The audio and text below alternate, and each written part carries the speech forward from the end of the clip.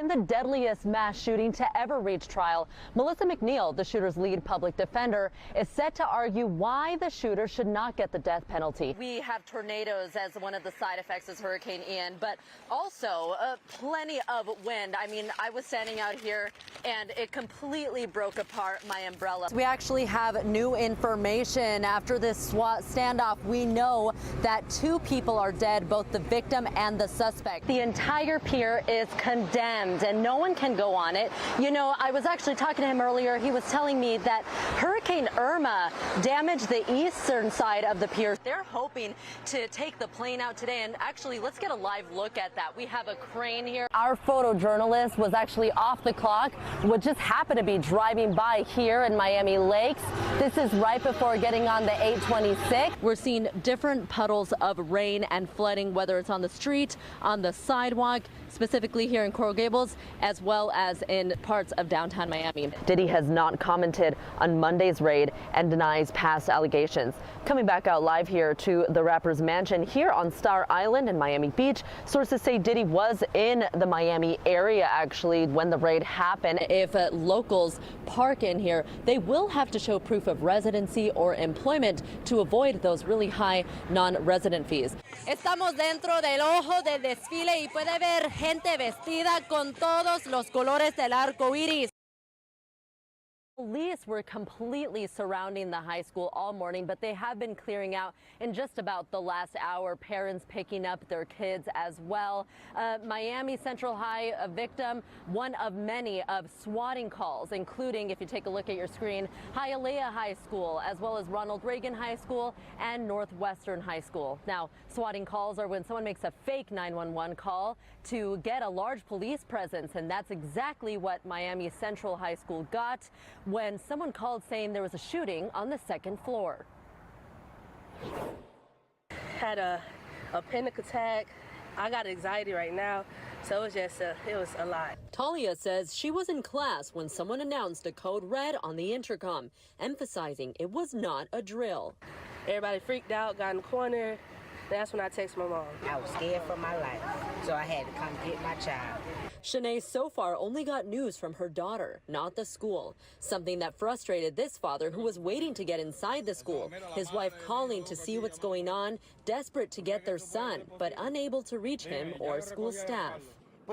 This mom also tells me in Spanish she got a call from her child and got over here as soon as she could, scared for her child's life. Miami-Dade police confirming it was a hoax, the call being traced to outside of the United States.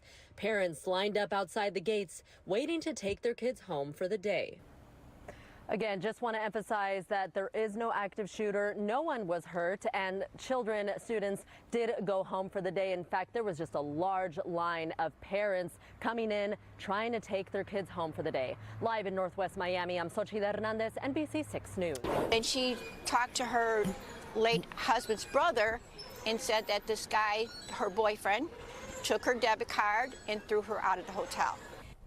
Well, this mother is here visiting South Florida looking for answers as to what happened to her daughter. Broward Sheriff's Office Missing Persons Unit is asking for your help now to help find this 45-year-old woman. Let's bring in NBC6's Xochitl Hernandez. She is live this morning with the interview of the mother. It's an interview you'll see only on 6, and she really, Xochitl, is trying to find where her daughter is.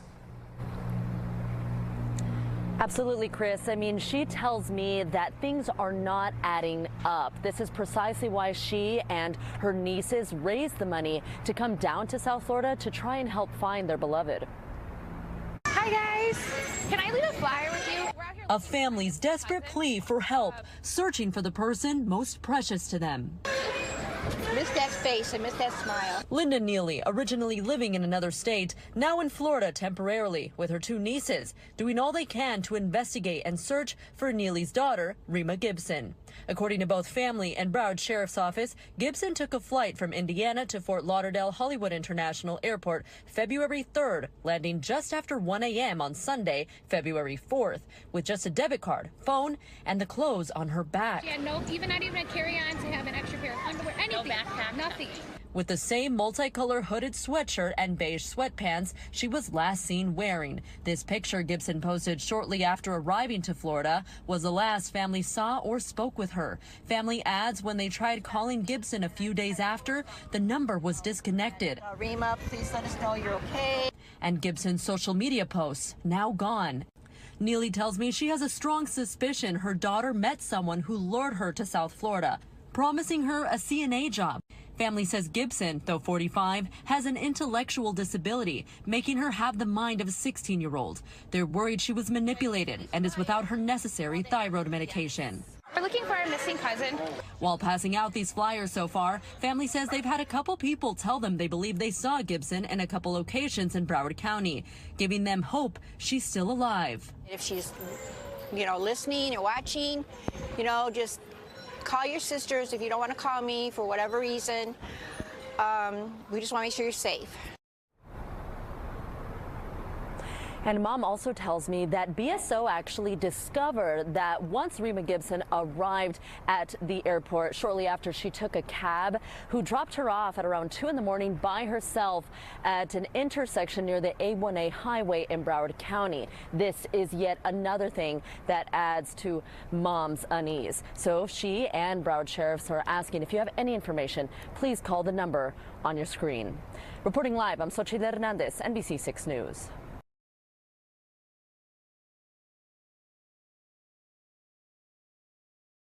I know I can't thank you enough that I know that it was meant to be.